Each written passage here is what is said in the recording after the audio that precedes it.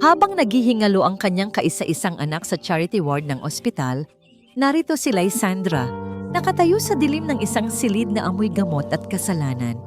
Sa harap niya, walang awang nagtatawanan ang demonyong asawa ng kanyang amo at ang kalaguyo nito habang pinaplano ang kamatayan ng paralisadong si Don Inigo na nakaratay lamang sa tabi nila. Inaakala nilang ang lalaking ito ay isa ng bangkay na humihinga, bulag, bingi at walang pakiramdam. Ngunit nagkakamali sila. Sa likod ng mga matang nakadilat, ngunit tila walang buhay, gising ang diwa ni Inigo. Naririnig niya ang lahat. At sa gabing ito, ang isang hamak na katulong at ang isang inutil na Don ay magsisimula ng isang laban na yayanig sa kanilang impyerno. Wala akong pakialam kung mamatay ang anak mo ngayon, Lysandra. Ang kailangan ko ay malinis na bahay, hindi ang drama ng isang hampas lupa. Ang mga salitang iyon ay hindi sinigaw. Binitawan yon ni Valeriana nang may nakakakilabot na lamig habang dahan-dahan niyang hinihiwa ang steak sa kanyang pinggan. Para kay Lysandra na nakaluhod sa malamig na marmol ng dining area, ang bawat kataga ay mas masakit pa sa sampal. Nanginginig ang kanyang mga kamay habang inaabot ang laylayan ng mamahaling damit ng kanyang senyora. Ang tanging naririnig lamang sa malawak na silid ay ang tumumuni niya, ang tunog ng kubyertos na tumatama sa porselana at ang pigil na paghikbi ni Lysandra. "Ma'am, parang awa niyo na po."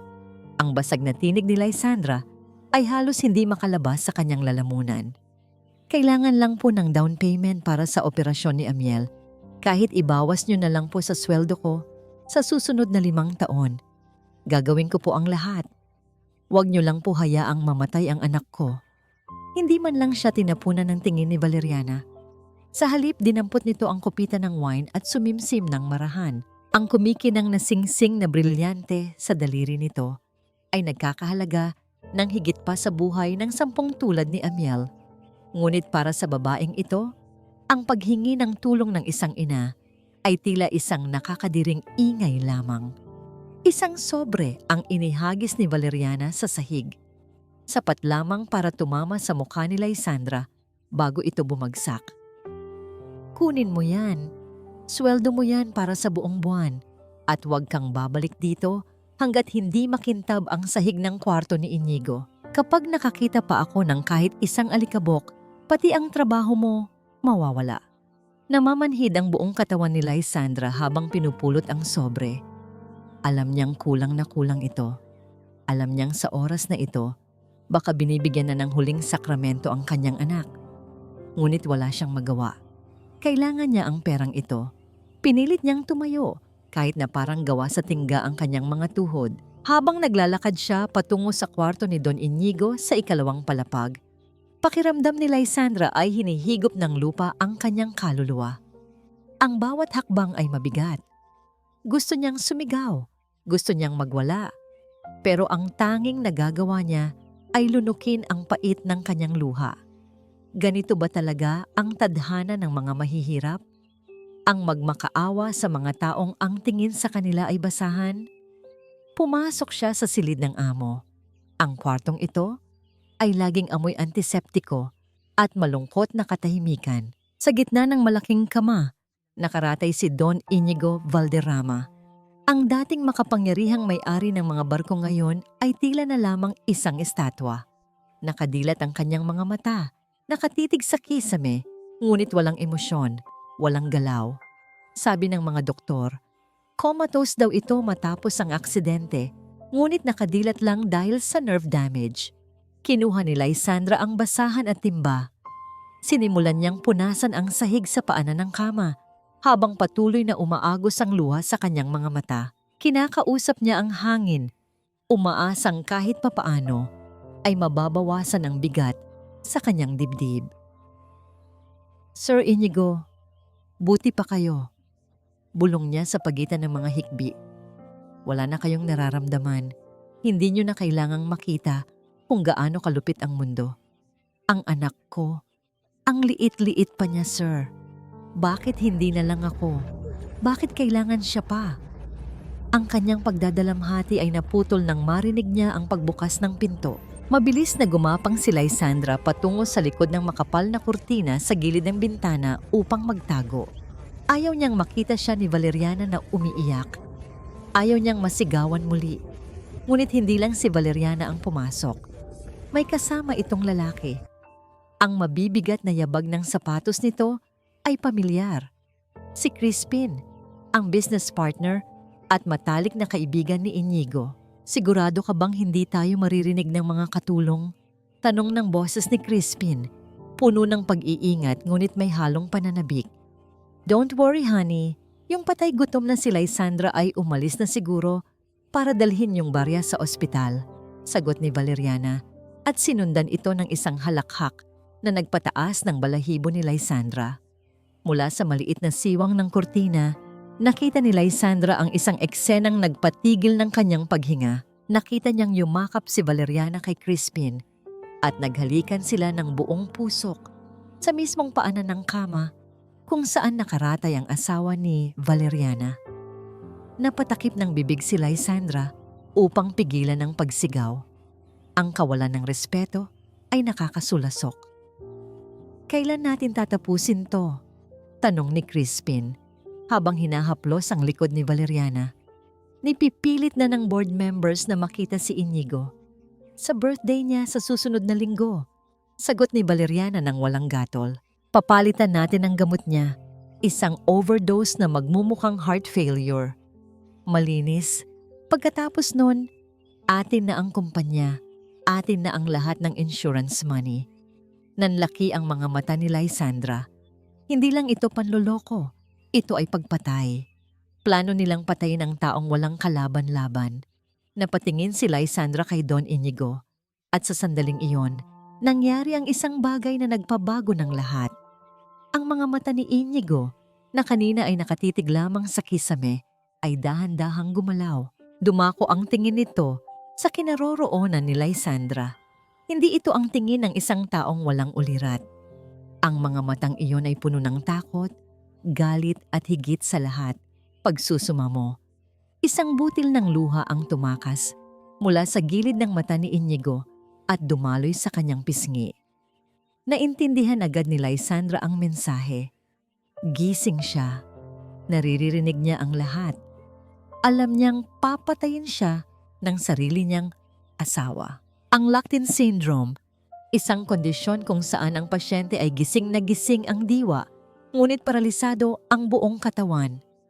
Si Inigo ay nakakulong sa sarili niyang katawan, saksi sa sarili niyang unti-unting pagpatay. Isang matinding awa ang pumalit sa takot sa puso ni Lysandra. Nakalimutan niya sandali ang sariling problema. Narito ang isang tao na mas masahol pa sa impyerno ang kinalalagyan. Akmang aatras si Lysandra upang tumakas at humingi ng tulong. Ngunit sa kanyang pagkataranta, nasagi ng kanyang siko ang isang maliit na figurine sa mesa. Hindi man ito nahulog, lumikha ito ng isang mahinang tunog nang tumama ito sa dingding. Tug, maliit na tunog, pero sa katahimikan ng kwarto, para itong kulog. Biglang tumigil sina Valeriana at Crispin. Anong tunog yun? Tanong ni Crispin. Ang boses ay puno ng alarma. Parang nanggaling sa may bintana, sagot ni Valeriana.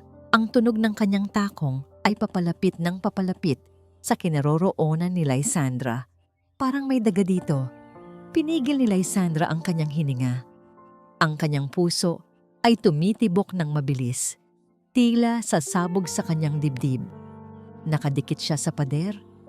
Nanalangin sa lahat ng santo. Kung mahuhuli siya ngayon, hindi lang trabaho ang mawawala sa kanya. Baka hindi na rin siya makalabas ng buhay sa kwartong ito. Huminto ang mga yabag ni Valeriana sa tapat mismo ng kurtina. Isang mabilis na haltak na lang at magkakaalaman na pinabsyapati. Kung kailangang maging magnanakaw ako para iligtas ka, gagawin ko. Kung kailangang kalabanin ko ang demonyo sa pamamagitan ng pananahimik, paninindigan ko. Ito ang tanging panalangin ni Lysandra habang nakapiit siya sa pagitan ng pader at ng makapal na tela ng kurtina. Ramdam niya ang init ng hininga ng kamatayan sa kanyang batok. Ang bawat tibok ng kanyang puso ay tila isang malakas na tambol na nagbabadyang magbunyag ng kanyang kinaroroonan. Ang mga yabag ni Valeriana ay tumigil, sapat na para marinig ni Lysandra ang kalasing ng mga mamahaling alahas nito. Isang mabilis na pagkalampag mula sa kabilang silid ang bumasag sa tensyon. Tunog ito ng isang bagay na nabasag sa nursery, ang silid ni Tadeo at Mirella. Valeriana, yung anak mong lampa? Mukhang may nabasag na naman. Sigaw ni Crispin mula sa gilid ng kama. Isang matinding mura ang lumabas sa bibig ni Valeriana. Walang kwentang bata. Pagkatapos nito, itatapon ko na talaga siya sa ampunan. Mariing narinig ni Lysandra ang mabilis na paglayo ng mga takong ni Valeriana. Ang tunog ng pinto na padabog na isinara ay nagbigay sa kanya ng pagkakataong huminga. Lumabas siya mula sa pinagtataguan, nanginginig ang buong katawan. Napatingin siya kay Don Inigo. Ang mga mata ng lalaki ay nakatitig pa rin sa kanya, puno ng babala at takot. Lumapit si Lysandra, hindi alintana ang panganib. Hinawakan niya ang malamig na kamay ng kanyang amo. "Sir, huwag po kayong mag-alala. Naririnig ko po kayo." Bulong niya. Ang boses ay puno ng determinasyon. "Hinding-hindi ko hahayaang saktan nila kayo. Pangako po." Dali-daling kinuha ni Lysandra ang maliit na bote ng gamot na iniwan ni Valeriana sa side table. Bilang isang dating nurse na nawalan ng lisensya dahil sa isang pagkakamali ng iba, alam ni Lysandra ang amoy ng kamatayan. Binuksan niya ang takip at inamoy ang likido, isang matapang at kakaibang amoy na parang mapait na almendras ang nanuot sa kanyang ilong. Cyanide. Hindi ito gamot para sa puso. Ito ay lason na dahan-dahang magpapatigil sa tibok ng buhay ni Inigo. Nanginginig ang mga daliri ni Lysandra. Tiningnan niya ang natitirang barya sa kanyang bulsa. Ang sweldong katatanggap lang niya. Dapat ay pambili ito ng gamot ni Amiel, pero alam niyang kung hindi siya kikilos ngayon, wala nang matitirang kakampi si Inigo. Tumakbo siya sa kanyang maliit na kwarto sa silong. Kinuha niya ang sarili niyang bote ng bitamina na binili niya para sa sariling pangangatawan. Dinurog niya ang mga tableta at hinaluan ng tubig hanggang sa maging kamukha ito ng kulay ng lason ni Valeriana. Bumalik siya sa kwarto ni Inigo. Ang bawat hakbang ay tila paglalakad sa ibabaw ng manipis na salamin. Gamit ang isang hiringgilya, hinigup niya ang tunay na lason mula sa bote at pinalitan ito ng kanyang hinalong bitamina. Itinago niya ang bote ng lason sa loob ng kanyang damit, malapit sa kanyang puso. "Ito lang ang kaya ko sa ngayon, sir," sabi niya habang dahan-dahang pinapatakan ng bagong gamot ang bibig ng paralisadong lalaki. "Magpalakas po kayo. Kailangan niyo pong bumangon para sa mga anak niyo." Isang mahabang sandali ng katahimikan ang bumalot sa silid. Sa gitna ng dilim, naramdaman ni Lysandra ang isang mahinang pagpiga sa kanyang daliri. Hindi ito guni-guni. Ang hintuturo ni Inigo ay dahan-dahang pumatong sa kanyang balat. Isang haplos na tuyo at nangihina, pero sapat na para maghatid ng kuryente ng pag-asa sa kanyang buong pagkatao. Sa kauna-unahang pagkakataon, nakita ni Lysandra ang paglambot ng anyo ni Inigo. Ang mga luhang kanina ay puno ng galit ngayon, ay naging dalisay na pasasalamat. Sa silid na puno ng kasinungalingan, ang pagdapo ng daliri ni Inigo sa kamay ni Lysandra ang naging tanging katotohanang pinanghahawakan nila. Biglang niyanig ang katahimikan ng malakas na pagtunog ng telepono ni Lysandra. Ang pangalan ng ospital ay kumikislap sa screen. "Hello, nurse? Ano pong nangyari?" Mabilis na tanong ni Lysandra. Pilit na pinahihina ang boses.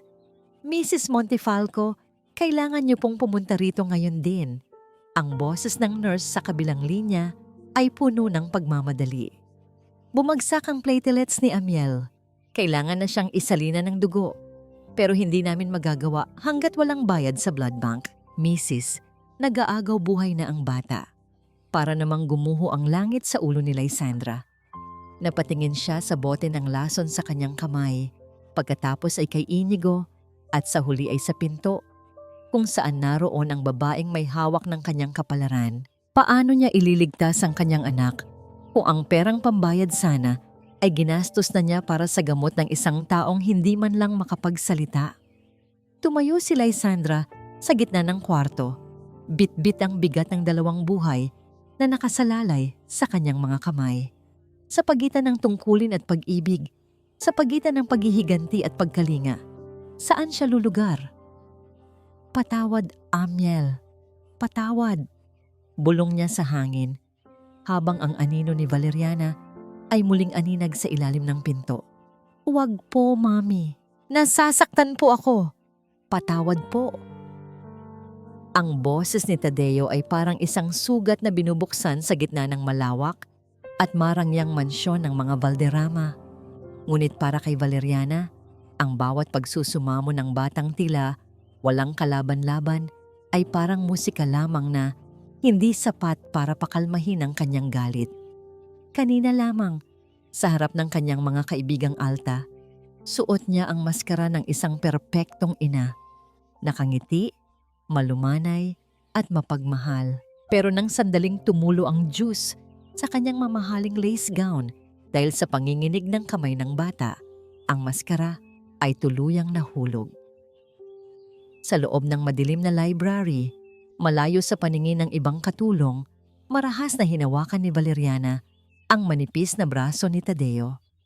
Ang kanyang mga kuko ay bumaon sa balat ng bata, nag-iiwan ng mapupulang marka na tila mga bakas ng isang hayop.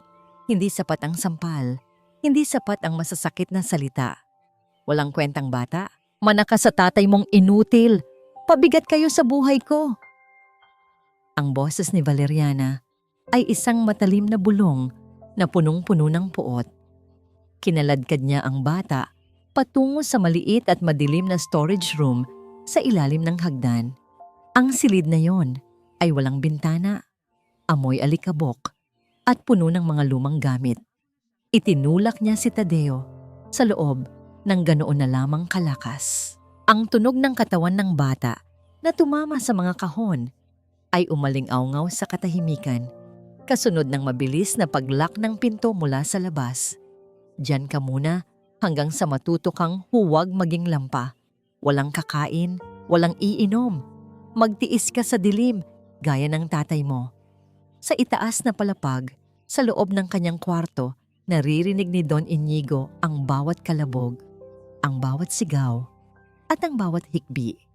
Ang monitor na nakakabit sa nursery at sa pasilyo ay naiwang bukas. Ang bawat salita ni Valeriana ay parang mga latay ng pait sa kanyang kaluluwa.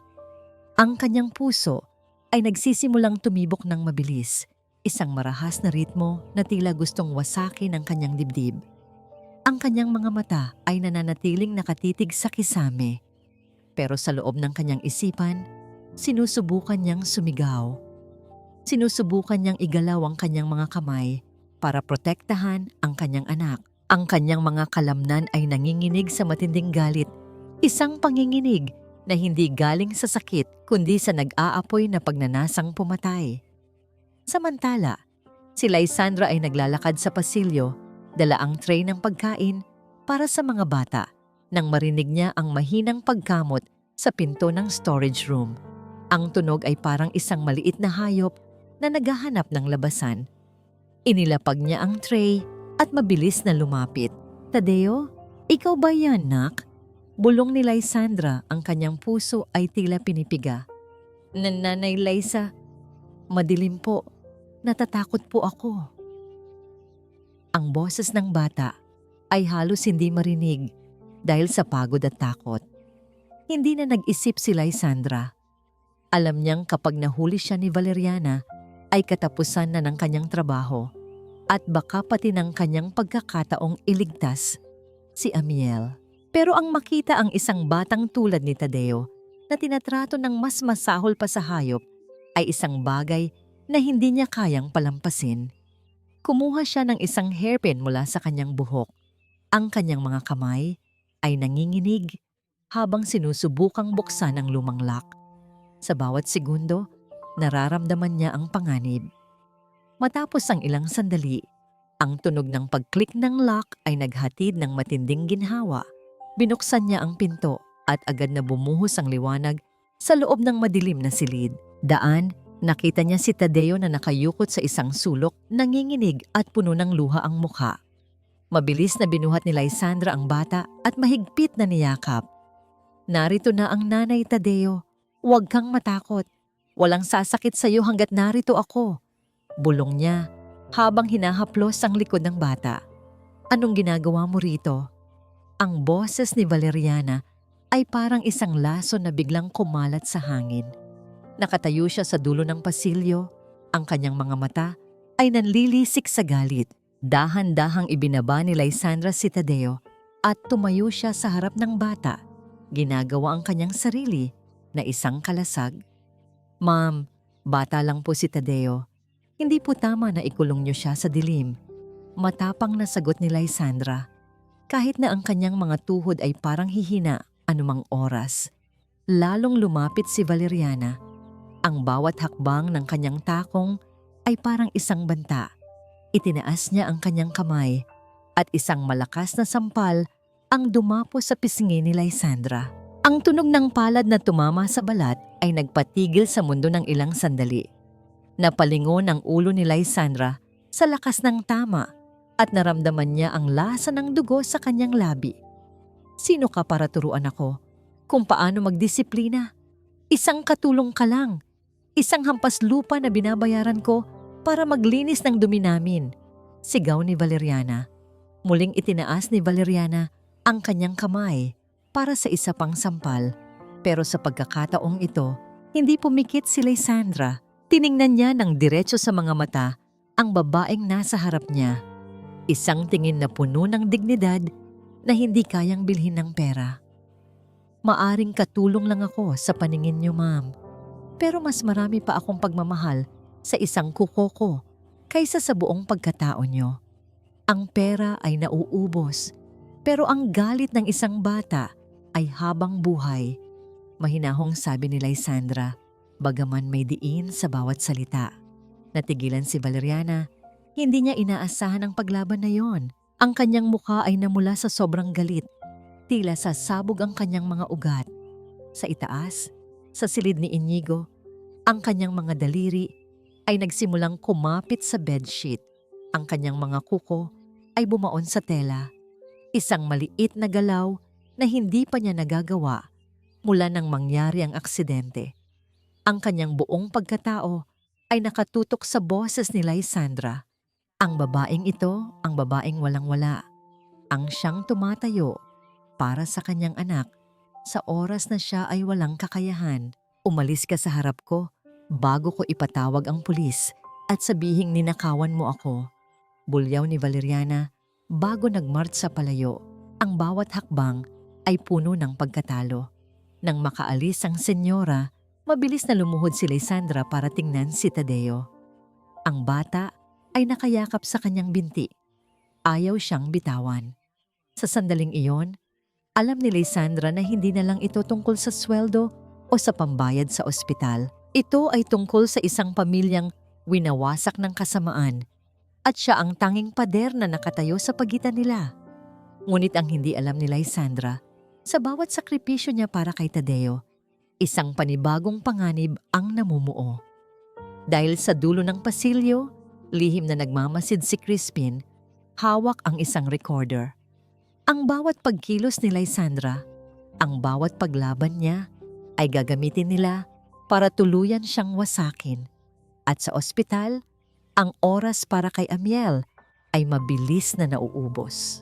Sir Inigo, alam ko pong naririnig niyo ako. Pasensya na po kayo kung naging maingay ang gabi niyo dahil sa akin. Ang boses ni Lysandra ay parang isang banayad na ihip ng hangin sa gitna ng mainit na gabi. Maingat niyang inilapag ang palanggana ng maligamgam na tubig sa gilid ng higaan ni Inigo. Ang silid ay nababalot ng malamlam na liwanag mula sa isang maliit na lampara. Sa labas, Nagsisimulang pumatak ang ulan.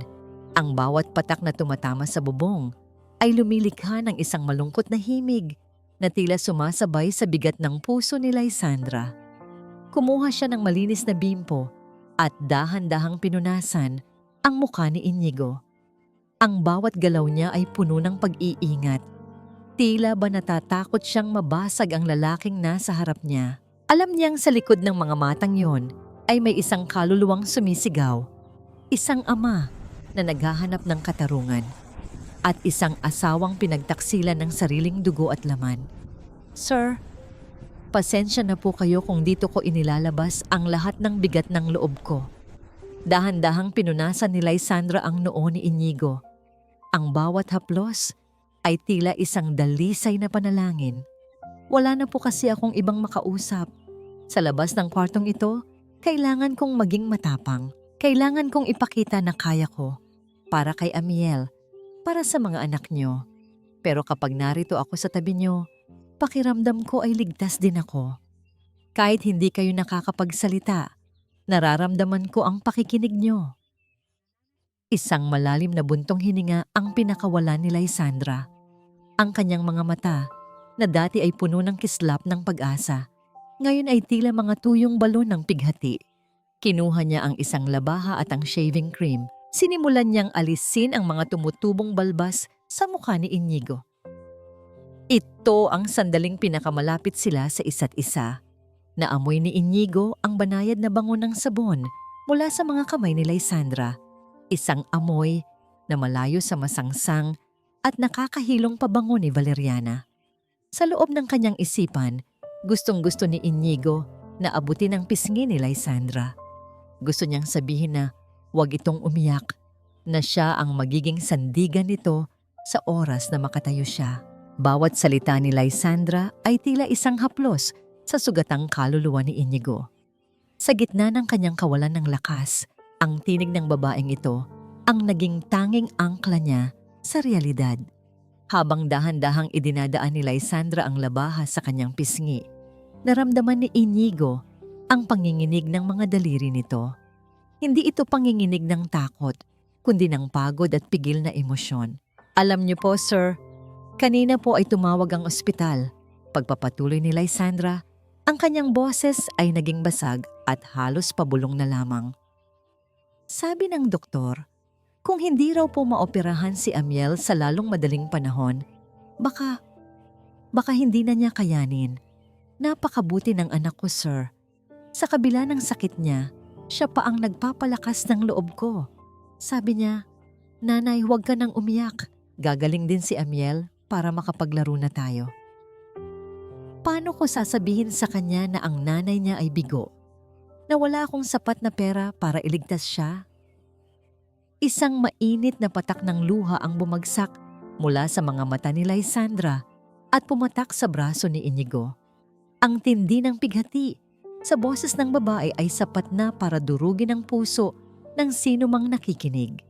Para kay Inigo, ang bawat hikbi ni Lysandra ay mas masakit pa sa anumang pisikal na torture na ginagawa sa kanya ni Valeriana at Crispin. Gusto niyang sumigaw. Gusto niyang sabihing huwag itong mag-alala dahil gagawin niya ang lahat para sa anak nito. Sa gitna ng katahimikan ng gabi, isang himala ang tila gustong mangyari. Itinuon ni Inigo ang lahat ng kanyang natitirang lakas at konsentrasyon sa kanyang kanang kamay. Ang bawat hibla ng kanyang kalamnan ay tila nakikipaglaban sa isang hindi nakikitang tanikala. Habang abala si Lysandra sa pagliligpit ng mga gamit sa paghahit, hindi niya napansin ang dahan-dahang paggalaw ng hintuturo ni Inigo. Nang ilapag ni Lysandra ang kanyang kamay sa gilid ng higaan upang kuhanin ang bimpo, doon nangyari ang isang sandaling hihinto, ang takbo ng oras. Ang dulo ng daliri ni Inigo ay dahan-dahang dumapo sa likod ng palad ni Lysandra. Isa itong mahinang haplos, tila isang mahiyaing bulong ng pag-asa. Ngunit para kay Lysandra, tila banyanig ang kanyang buong mundo. Natigilan si Lysandra. Ang kanyang paghinga ay huminto at ang kanyang mga mata ay nanlaki habang nakatitig sa kamay ni Inigo na nakadapo sa kanyang balat. Hindi ito ang walang buhay na pagbagsak ng isang paralisadong bahagi ng katawan. Nararamdaman niya ang init, ang bahagyang presyur, at ang panginginig na nanggagaling sa kaloob-looban ng lalaki. Dahan-dahang iniangat ni Lysandra ang kanyang tingin sa mukha ni Inigo. Doon, sa ilalim ng malamlam na liwanag, nakita niya ang isang bagay na nagpahinto sa pintig ng kanyang puso. Ang mga mata ni Inigo ay hindi na lamang nakatitig sa kawalan. Ang mga ito ay nakatuon ng diretso sa kanya, basang-basa ng luha, at sumisigaw ng isang mensaheng hindi kayang bigkasin ng dila. Isang mensahe ng pasasalamat, ng pakikidalamhati, at ng pangakong hindi siya mag-iisa. Sir Inigo? Bulong ni Lysandra, ang kanyang boses ay nanginginig sa pag-asa. Naririnig niyo po ba ako? Kung naririnig niyo po ako, pakipiga po ang kamay ko. Kahit kaunti lang po. Lumipas ang ilang segundo na tila ba naging mga taon sa pakiramdam ni Lysandra. Pinakatitigan niya ang kanilang mga kamay na magkahawak at doon, sa gitna ng malalim na katahimikan ng gabi, naramdaman niya ang marahan, ngunit sadyang pagpisil ng mga daliri ni Inigo sa kanyang palad.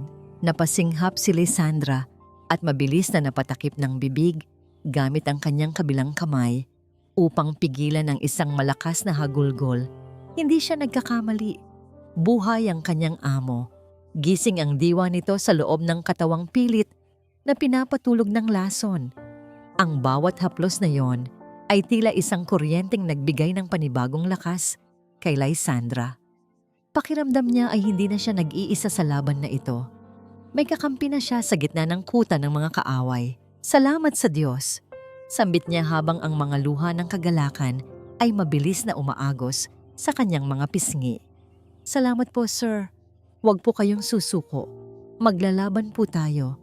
Gagawin ko ang lahat para protektahan kayo at ang mga bata. Pangako po, hindi ko kayo iiwan. Yumuko si Lysandra at idinikit ang kanyang noo sa likod ng kamay ni Inigo. Ito ay isang sandali ng wagas na koneksyon, isang kasunduan ng dalawang kaluluwang kapwa sugatan at kapwa naghahanap ng katarungan. Sa loob ng ilang minuto, nawala ang takot, nawala ang hirap, at tila ba ang dilim ng silid ay napalitan ng isang liwanag na tanging sila lamang ang nakakakita. Ngunit ang kanilang sandali ay biglang nabasag nang marinig ang tunog ng pagpihit ng doorknob mula sa labas. Mabilis na kumalas si Lysandra at agad na nagkunwaring nagpupunas ng mga kagamitan sa gilid. Pumasok si Valeriana, suot ang kanyang silk robe at may hawak na baso ng alak. Ang kanyang mukha ay bakas ng pagkapagod, ngunit may kasamang kakaibang ngiti na nagpadala ng kilabot sa gulugod ni Lysandra. Nandito ka pa rin pala, Lysandra, wika ni Valeriana habang naglalakad ng marahan patungo sa kama. Tumingin siya kay Inigo nang may pandidiri bago muling humarap sa katulong. Mabuti na ring nandito ka. Gusto ko lang ipaalam sa iyo na nagdesisyon na ako. Sa susunod na linggo, ililipat na natin si Inigo sa isang pasilidad sa labas ng Maynila. Isang espesyal na klinika kung saan mas maalagaan siya. Naramdaman ni Lysandra ang biglang paglamig ng kanyang dugo. Alam niya ang ibig sabihin nito. Kapag nailayo na nila si Inigo sa mansyong ito, wala na siyang magagawa para bantayan ang gamot nito. Doon nila tuluyang tatapusin ang buhay ng lalaki nang walang nakakakita. Pero ma'am, maayos naman po ang lagay ni Sir dito. Pagtatangka ni Lysandra na itago ang kaba sa kanyang boses. Huwag mo akong sagutin, Lysandra. Desisyon ko ito bilang asawa. Matigas na sabi ni Valeriana habang hinihimas ang buhok ni Inigo sa isang paraang tila ba hinahaplos ang isang patay na hayop. At tungkol naman sa anak mo, huwag mo nang asahan ang tulong ko. Mas mabuti pang mamatay na ang batang iyon kaysa lumaking pulubi na gaya mo. Pagkatapos bitiwan ng mga salitang iyon, tinalikuran sila ni Valeriana at lumabas ng silid habang tumatawa ng mahina. Naiwan si Lysandra na nakatayo sa dilim, ang kanyang mga kamao ay nakakuyom hanggang sa bumaon ang kanyang mga kuko sa sariling palad. Napatingin siya kay Inigo at nakita niyang ang mga mata ng lalaki ay nag-aapoy sa galit at desperasyon. Ang oras ay mabilis na tumatakbo. Mayroon na lamang siyang 7 araw para gumawa ng paraan. 7 araw para iligtas si Inigo at ang kanyang anak bago ang lahat ay tuluyang maging huli. Ang bawat segundo ay tila isang patak ng dugo na nawawala mula sa puso ni Lysandra. Sa loob ng puting silid ng ospital, ang tanging maririnig ay ang mahina at mabilis na paghinga ni Amiel at ang walang humpay na tunog ng makinang nagbabantay sa tibok ng puso ng bata. Napakaliit ng kanyang anak. Sa ilalim ng malalaking kumot, ang balat ay tila papel sa kaputian at ang mga labi ay wala ng bakas ng kulay. Mrs. Montefalco, kailangan na nating makuha ang deposito para sa operasyon bukas sa kaumaga. Ang boses ng doktor ay puno ng simpatya ngunit may kasamang pait ng katotohanan. Ito na ang huling pagkakataon ni Amiel. Kapag lumampas pa tayo sa 24 oras, baka hindi na kayanin ng kanyang katawan ang procedure. Hindi nakapagsalita si Lysandra. Hinawakan niya ang malamig na kamay ng anak at idinikit ito sa kanyang pisngi. Saan siya kukuha ng 2 milyong piso sa loob ng isang gabi? Ang lahat ng kanyang naisangla at naibenta ay kulang pa sa pambayad sa mga nakaraang gamot. Lumabas siya ng ospital na tila isang anino. Naglalakad sa ilalim ng ulan na tila nakikiramay sa kanyang pagdurusa. Pagbalik niya sa mansyon ng mga Valderrama, hindi pa siya nakakaakyat sa kwarto ni Inigo nang harangin siya ni Valeriana sa enggrande at madilim na pasilyo. May hawak itong isang folder at ang ngiti sa mga labi nito ay mas mapanganib pa sa anumang sandata. Alam ko ang nangyayari sa Ospital Lysandra, simula ni Valeriana habang pinaglalaruan ang mamahaling panulat sa kanyang daliri. Alam ko rin kailangan mo ng 2 milyong piso bago sumikat ang araw bukas. Isipin mo, isang pirma mo lang at ang perang iyon ay papasok sa account mo sa loob ng 5 minuto. Inilapag ni Valeriana ang dokumento sa ibabaw ng mesa. Binasa ito ni Lysandra sa gitna ng kanyang panlalabo ng paningin. Ito ay isang sinumpaang pahayag na nagsasabing si Don Inigo ay matagal nang may sakit sa isip bago pa ang aksidente at si Lysandra bilang kanyang pangunahing tagapag-alaga ay nagpapatunay na hindi na nito kayang magdesisyon para sa kanyang sarili. Kapag pinirmahan ito ni Lysandra, magkakaroon ng ganap na kapangyarihan si Valeriana na ilipat ang lahat ng ari-arian at trust fund ni Inigo sa sarili nitong pangalan. Traidorin mo siya at mabubuhay ang anak mo. Bulong ni Valeriana. Ang boses ay tila tukso ng demonyo sa pandinig ni Lysandra. Bakit mo pipiliin ang katapatan sa isang lalaking halos bangkay na kaysa sa buhay ng sarili mong laman at dugo? Isang pirma lang, Lysandra. Magiging ligtas si Amiel. Nanginginig ang mga kamay ni Lysandra habang hawak ang panulat. Ang mukha ni Amiel na nag-aagaw buhay ay malinaw na nakaguhit sa kanyang isipan. Ngunit sa kabilang banda, nararamdaman niya ang haplos ng kamay ni Inigo sa kanyang palad noong nakaraang gabi. Ang tiwalang ibinigay sa kanya ng lalaking walang ibang kakampi kundi siya. Bigyan niyo po ako ng kaunting oras para mag-isip. Pakiusap ni Lysandra bago mabilis na tumakbo patungo sa kwarto ni Inigo. Pagpasok niya sa silid, agad siyang lumuhod sa gilid ng higaan ni Inigo at humagulgol ng walang tunog. Ang kanyang buong katawan ay nayayanig sa tindi ng dusa. Sir Inigo, patawarin niyo po ako. Pagsusumamo niya habang hinahawakan ang kamay ng lalaki. Kailangan ko pong iligtas ang anak ko. Siya lang ang meron ako, sir. Hindi ko kayang makitang mawala siya. Pero paano ko kayo magagawang saktan? Paano ko sisirain ang buhay niyo para sa sarili kong kapakanan? Naririnig ni Inigo ang bawat salita. Ramdam niya ang bawat patak ng luha ni Lysandra na bumabasa sa kanyang balat. Sa loob ng kanyang isipan, sumisigaw si Inigo. Pirmahan mo na, Lysandra. Iligtas mo ang anak mo. Huwag mo akong isipin. Ang buhay ng bata Ang mas mahalaga, sinubukan niyang igalaw ang kanyang mga mata. Sinubukan niyang bigyan ng senyas ang babae na payag siya, na ayaw niyang maging dahilan ng pagkamatay ni Amiel. Ngunit tumingala si Lysandra at tumitig ng diretso sa mga mata ni Inigo. Doon, nakita niya ang wagas na kabutihan at ang malinis na kaluluwa ng lalaking pilit na nilalason ng mundo. Napagtanto ni Lysandra na kung pipirmahan niya ang dokumentong yon, hindi lang ang ari-arian ni Inigo ang mawawala, kundi ang huling pag-asa nitong makakuha ng katarungan. At alam niyang hindi siya mapapatawad ni Amiel kung ang buhay nito ay binili sa pamamagitan ng pagtataksil sa isang taong nagtiwala sa kanila.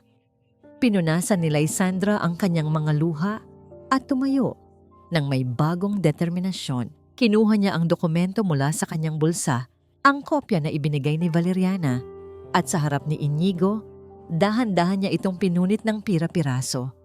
"Hindi ko po kayang gawin, sir," bulong niya nang may ngiti sa gitna ng pighati. "Kung mamamatay ang anak ko, gusto kong humarap sa kanya sa kabilang buhay nang malinis ang aking konsensya. Maghahanap po ako ng ibang paraan. Lalaban po tayo ng tama." Bumalik si Lysandra sa pasilyo kung saan naghihintay si Valeriana. Inihagis niya ang pinunit na papel sa paanan ng senyora. Ang mukha ni Valeriana ay nagbago mula sa pagkainip patungo sa isang matinding puot na hindi kayang ilarawan. "Sinayang mo ang huling pagkakataon mo, Lysandra." Ang boses ni Valeriana ay tila isang mabilis na paghampas ng latigo. "Ngayon, panoorin mo kung paano ko wawasakin ang buhay mo bago mo pa mailibing ang anak mo." Mabilis na tumalikod si Valeriana at pumasok sa kanyang kwarto. Hindi nagtagal, isang malakas na sigaw ang bumasag sa katahimikan ng mansyon. "Magnanakaw! Magnanakaw! Ang singsing ko! Nawawala ang singsing ko!" Nagulat si Lysandra at hindi agad nakakilos. Sa loob ng ilang segundo, mabilis na lumabas ang mga security guard ng mansyon at hinawakan ang kanyang mga braso ng marahas. Dumating si Valeriana, may kasamang pulis na tila ba kanina pa naghihintay sa laba. "Siyasatin niyo ang bulsa ng babaeng yan. Nakita ko siyang pumasok sa kwarto ko kanina." Turo ni Valeriana, ang kanyang mga mata ay nanlilisik sa tagumpay. Mabilis na kinapkapan ng pulis si Lysandra. Mula sa loob ng kanyang maliit na bulsa sa uniforme, lumabas ang isang kumikinang na singsing na may malaking brilyante. Ang singsing na pag-aari ni Valeriana na lalong pinatibay ng ebidensya ng kanilang kasamaan. "Hindi po sa akin yan. Hindi ko po yan kinuha." Pagsusumamo ni Lysandra habang pilit na kumakawala sa mga gwardiya. "Itinanim niyo lang yan.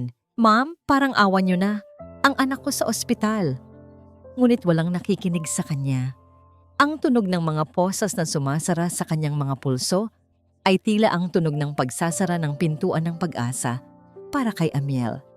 Habang kinaladkad si Lysandra palabas ng mansyon sa ilalim ng madilim na langit, ang kanyang huling nakita ay ang anino ni Inigo sa bintana ng ikalawang palapag.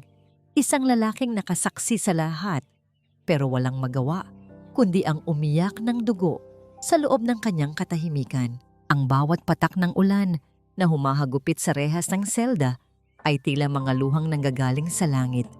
Nakikidalamhati sa isang inang pilit na binitay ang pag-asa. Sa loob ng madilim at masikip na kulungan, nakaupo si Lysandra sa malamig na semento, nakayakap sa kanyang sariling mga binti.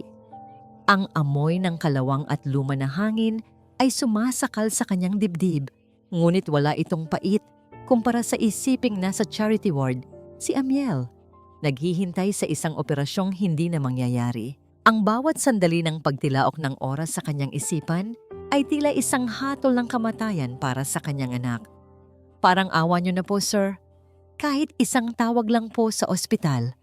Pagsusumamo ni Lysandra sa pulis na nagbabantay, ang kanyang boses ay paos at halos hindi na lumalabas sa kanyang tuyong lalamunan. "Kailangan lang po malaman ng anak ko na hindi ko siya pinabayaan. Mamamatay po ang anak ko kapag hindi ako nakarating doon." Ngunit ang pulis ay hindi man lang nag-angat ng tingin mula sa kanyang binabasang pahayagan. Para sa mga taong nasa kapangyarihan, si Lysandra ay isa lamang pangkaraniwang magnanakaw, isang istatistika ng kahirapan na walang boses at walang halaga. Ang katahimikan ng presinto ay sinasagot lamang ng malakas na dagundong ng kulog mula sa labas. Hudyat ng pagdating ng isang malakas na bagyo na tila balak na lunurin ang buong lungsod sa dusa. Sa mansyon ng mga Valderrama, ang karangyaan ay tila isang malupit na biro. Sa loob ng engrandeng sala, nagdiriwang sina Valeriana at Crispin habang ang hangin sa labas ay marahas na humahampas sa mga malalaking bintanang salamin. Hawak ang kanilang mga baso ng alak, ang kanilang tawanan ay mas malakas pa sa bagsak ng ulan na kumakalampag sa bubungan. Sa wakas, wala na ang pakialamerang katulong na yon. Wika ni Valeriana bago sumimsim ng wine nang may kasamang ngiti ng tagumpay. Sa ganitong kalakas na bagyo, siguradong walang abogado o pulis ang magtatangkang makinig sa kanya. Bukas, Crispin, ililipat na natin si Inigo sa pasilidad na sinasabi ko. At pagkatapos nun, wala na tayong iisipin pa kundi ang tamasahin ang yaman niya. Umakyat si Valeriana sa silid ni Inigo. Ang silid ay madilim. Tanging ang kidlat mula sa labas ang nagbibigay ng panandaliang liwanag sa mukha ng paralisadong lalaki. Marahas na pinatay ni Valeriana ang aircon at ang lahat ng monitoring devices na nakakabit kay Inigo. Iniwan lamang ang manipis na liwanag ng emergency light. Ang katahimikan ay naging nakabibingi maliban sa mahinang tunog ng bawat paghinga ni Inigo na tila ba bawat isa ay isang malaking sakripisyo. "Paalam, Inigo," bulong ni Valeriana habang hinahaplos ang pisngi ng asawa ng may halong pandidiri. "Sana ay mabulok ka sa lamig ng gabing ito, gaya ng pagbulok ng puso ng katulong mong si Lysandra sa loob ng selda. Hindi ka naaabutan ng umaga at kapag wala ka na, ang lahat ng ito ay magiging akin na." Isinara ni Valeriana ang pinto nang may huling tunog ng pag-lock na tila hatol ng kamatayan sa katahimikan ng gabi. Iniwan niya ang silid na balot ng kadiliman. Ang tanging liwanag na lamang ay ang bawat guhit ng kidlat na tumatagos sa kurtina. Panandali ang nagpapakita sa anyo ni Inigo na tila isang anino sa gitna ng nagngangalit na bagyo. Ang lamig mula sa malakas na ulan sa labas ay dahan-dahang nanunuot sa loob ng silid. Gumagapang mula sa kanyang mga binti, paakyat sa kanyang dibdib. Ngunit sa loob ng kanyang diwa, may isang apoy na mas matindi pa sa anumang lagnat. Naalala ni Inigo ang bawat haplos ni Lysandra, ang bawat patak ng luha nito sa kanyang palad, at ang dambuhalang sakripisyo nito para lamang hindi siya traidurin. Ang bawat kataga ng pag-ibig at katapatan ng babaeng iyon ay nagsilbing gasolina sa kanyang nag-aapoy na pagnanasang mabuhay. Kailangang mabuhay si Amiel. Kailangang mailigtas si Lysandra. Ang kaisipang ito ay tila isang kuryente na dumaloy sa kanyang buong katawan. Sa unang pagkakataon, matapos ang mahabang panahon, naramdaman ni Inigo ang isang matinding kirot sa kanyang mga paa. Isang hapdi na hudyat ng muling pagdaloy ng buhay sa kanyang mga ugat. Ang mga bitaminang ipinalit ni Lysandra sa lason ay nagsisimula ng magtagumpay laban sa paralysis. Ang bawat kalamnan niya ay tila binabarena ng libu-libong karayom. Isang sakit na tinanggap niya nang may kasamang ngiti sa loob ng kanyang isipan. Ang kanyang hintuturo ay marahas na kumurap, kasunod ng kanyang buong kamao na nagsimulang magkuyom sa ilalim ng kumot. Samantala, sa labas ng presinto, marahas na itinulak si Lysandra palabas ng mga pulis. Sinabihan siyang pansamantala muna siyang palalayain dahil sa kakulangan ng ebidensya at dahil na rin sa tindi ng baha na bumabalot sa kalsada, ngunit ang kanyang pangalan ay nananatiling dungis sa kanilang talaan bilang isang magnanakaw. Wala nang lakas si Lysandra para sumagot o lumaban. Ang kanyang uniforme ay basang-basa, dumidikit sa kanyang nanginginig na katawan, habang ang hangin ay walang awang humahampas sa kanya. Ang bawat patak ng ulan ay tila mga latay ng pait sa kanyang balat. Naglakad siya ng walang patutunguhan. Ang kanyang mga paa ay bumabaon sa malalim na baha. Ang bawat hakbang ay isang pakikibaka laban sa kalikasan na tila gustong itumba ang kanyang maliit na pangangatawan. Amiel, anak. Bulong niya sa gitna ng dagundong ng kulog. Ang kanyang paningin ay nagsisimulang lumabo. Ang mga ilaw ng mga sasakyan sa malayo ay nagiging mga mantsa na lamang ng kulay sa gitna ng kadiliman. Nararamdaman niya ang unti-unting paghina ng kanyang puso.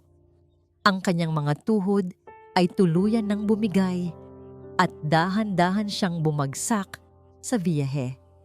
Ang kanyang mukha ay halos madikit sa malamig at maruming tubig. Ang kanyang huling hininga ay puno ng pangalan ng kanyang anak. Sa gitna ng kanyang pagkawala ng malay, narinig niya ang malalim at mahinahong ugong ng isang makina. Isang pares ng maliwanag na ilaw ang tumama sa kanyang mukha. Pumuputol sa kadiliman ng gabi. Isang malaking itim na sasakyan ang dahan-dahang huminto sa kanyang tapat. Ang tunog ng pag-ikot ng gulong sa tubig ay tila isang himig ng kaligtasan. Bumukas ang pinto ng sasakyan. Isang lalaking may hawak na malaking itim na payong ang tumayo sa harap ng nakasubasob na si Lysandra. Ang kanyang mamahaling sapatos ay agad na nabasa ng baha, ngunit tila wala siyang pakialam. Ito na ba ang babaeng tinutukoy sa mensahe ni Don Inigo? Ang boses ng lalaki ay malalim at seryoso. Halos malunod sa ingay ng kulog na tila nagbibiyak sa kalangitan. Siya si Attorney Javier, ang matalik na kaibigan at tanging pinagkakatiwalaang abogado ni Inigo. Sa kanyang kamay, mahigpit niyang hawak ang isang tablet kung saan kumikislap ang isang emergency alert. Isang hudyat na automatikong ipinadala mula sa computer sa kwarto ni Inigo nang matigil ang lahat ng monitoring devices. Binuhat ni Javier ang nanghihinang katawan ni Lysandra. Ang init ng loob ng sasakyan ay tila isang yakap ng buhay para sa babaeng kanina lang ay naghihintay na sa kamatayan. Habang dahan-dahang inilalapag ni Javier si Lysandra sa malambot na upuan, ang tanging nasambit ng babae bago tuluyang mawalan ng malay ay ang pangalan ng kanyang anak. Amiel. Ang ospital. Parang awa niyo na. Huwag kang mag-alala, Lysandra. Bulong ni Javier habang mabilis na pinaandar ang sasakyan. Ang mga gulong ay marahas na bumibiyak sa baha ng kalsada. Nakarating na ang mensahe ni Inigo. Hindi ka na mag-iisa sa laban na ito. Samamantala, sa loob ng nakapinid na silid sa mansyon, isang himala ang pilit na isinisilang sa gitna ng kadiliman. Ang bawat hibla ng kalamnan ni Inigo ay tila nakikipagdigma sa kamatayan. Ang bawat ugat sa kanyang leeg ay lumalabas habang itinuon niya ang lahat ng kanyang galit at pagmamahal sa kanyang kanang braso. Ang lamig na iniwan ni Valeriana ay naging apoy na nagbigay ng lakas sa kanyang paralisadong katawan.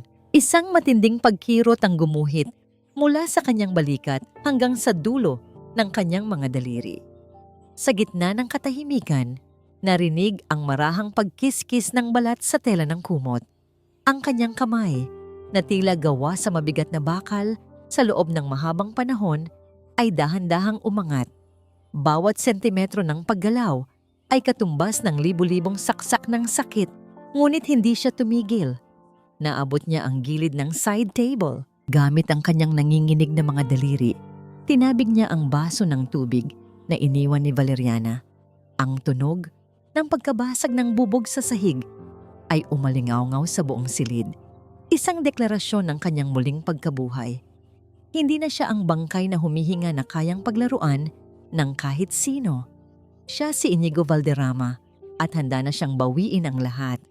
Ngunit ang tagumpay na ito ay panandalian lamang. Ang pinto ng silid ay biglang bumukas ng marahas. Pumasok si Valeriana. Suot ang kanyang mapanuring ngiti.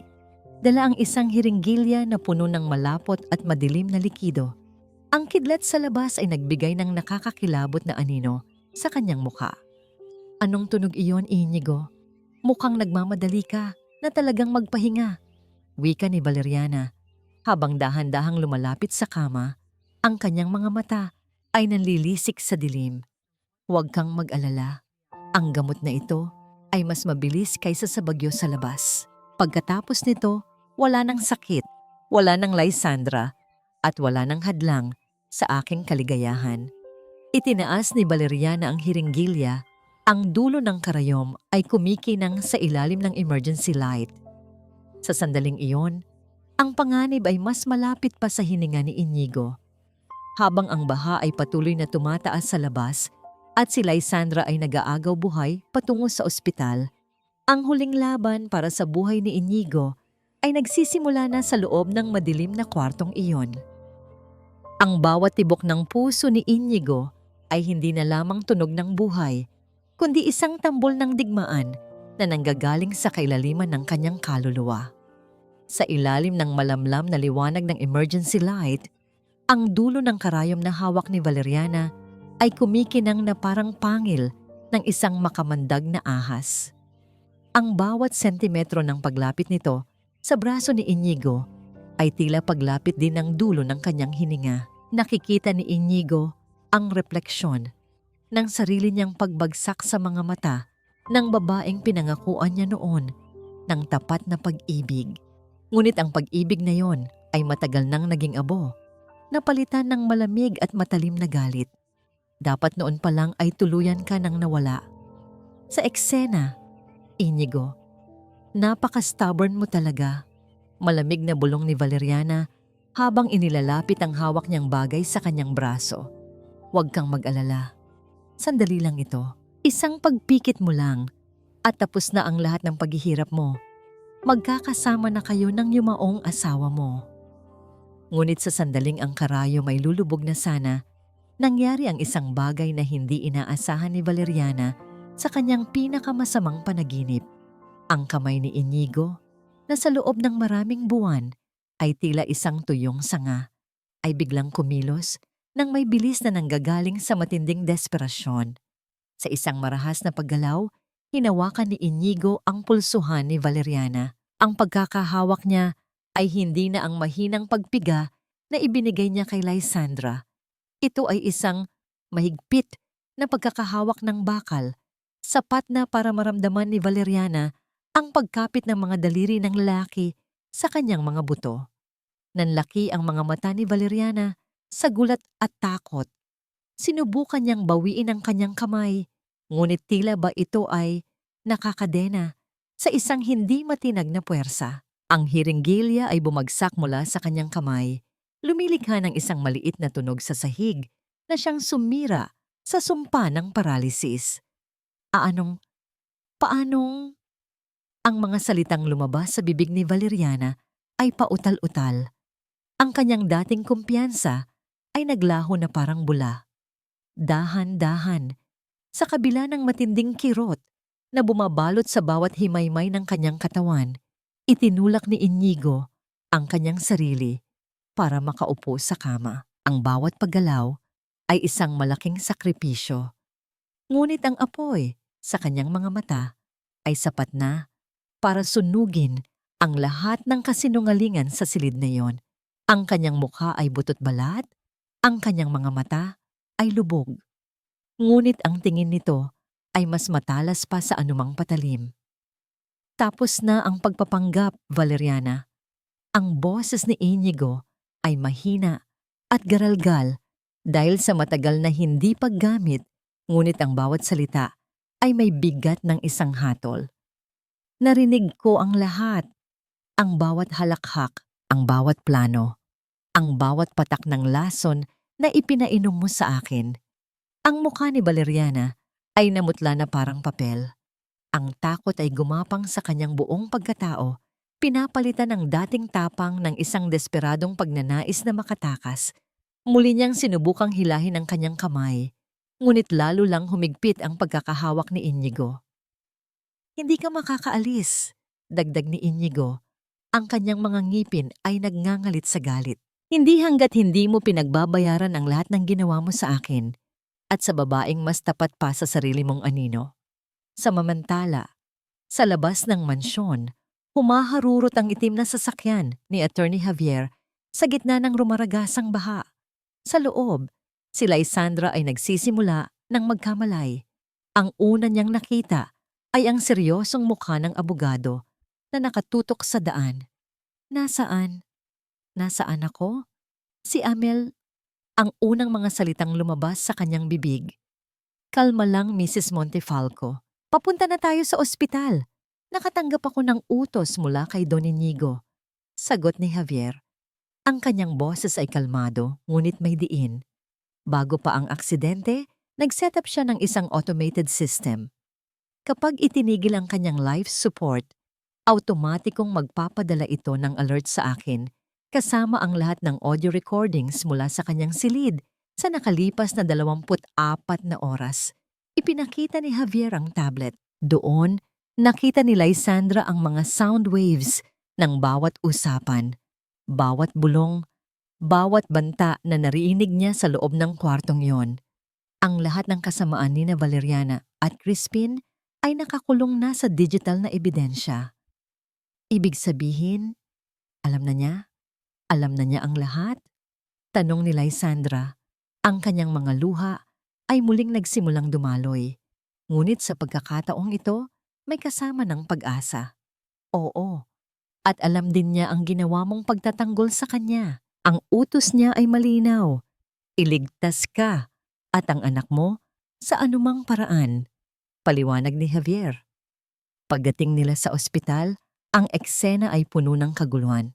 Ang mga nurse ay nagmamadaling naghahanda para ilipat si Amiel sa isang mas maliit na silid dahil sa kawalan ng bayad. Ngunit hinarang sila ni Javier. Ako si Attorney Javier, ang abogado ng pamilya Valderrama. Mula sa oras na ito, lahat ng gastusin ng batang si Amiel Montefalco ay sasagutin ng pamilya. Ihanda niyo ang pinakamagaling na doktor. Ihanda niyo ang operating room. Gawin niyo ang lahat para mailigtas ang bata. Mariing utos ni Javier. Ang mga nurse ay natigilan. Napalitan ng pagtataka ang kanilang mga mukha. Si Lysandra naman ay napaluhod sa sahig, humahagulgol sa pasasalamat. Sa gitna ng pinakamadilim na gabi ng kanyang buhay, isang sinag ng liwanag ang biglang tumagos. Ngunit sa mansyon, ang laban ay hindi pa tapos. Sa sobrang takot, tinadyakan ni Valeriana si Inigo sa dibdib.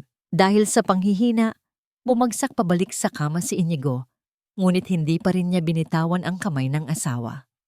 Ginamit ni Valeriana ang pagkakataong iyon.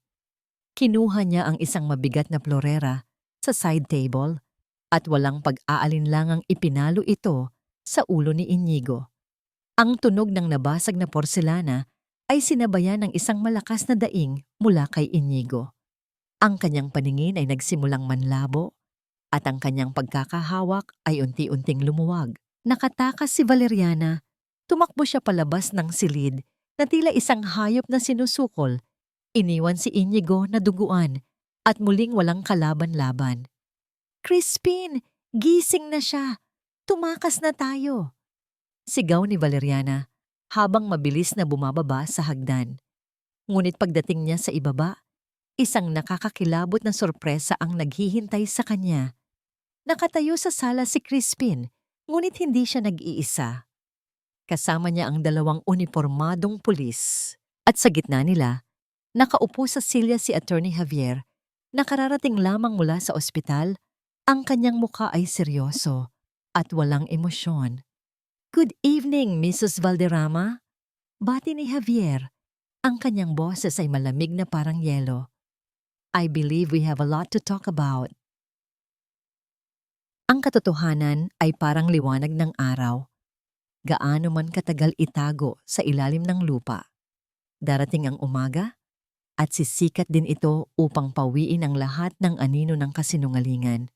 Ang buong mansyon ng mga Valderrama ay nabalot ng isang nakabibinging katahimikan na binasag lamang ng mahinang tunog ng radyo ng pulis at ng walang tigil na pagpatak ng ulan sa labas. Si Valeriana ay nakatayo sa paanan ng hagdan.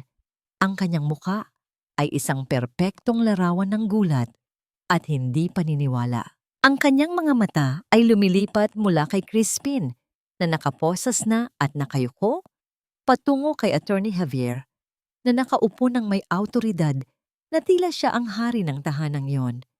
Anong ibig sabihin nito, Javier? Bakit may mga pulis sa pamamahay ko? Pagtatangkang bawiin ni Valeriana ang kanyang tapang, ngunit ang panginginig sa kanyang boses ay isang malinaw na pagtataksil.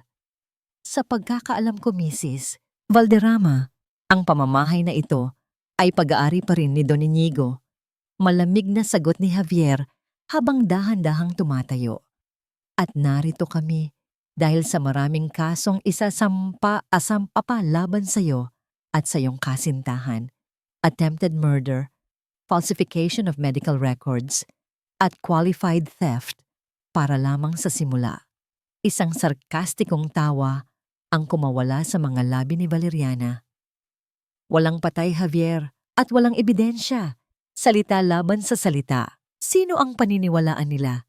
Ang isang paralisadong lalaki o ang kanyang tapat na asawa?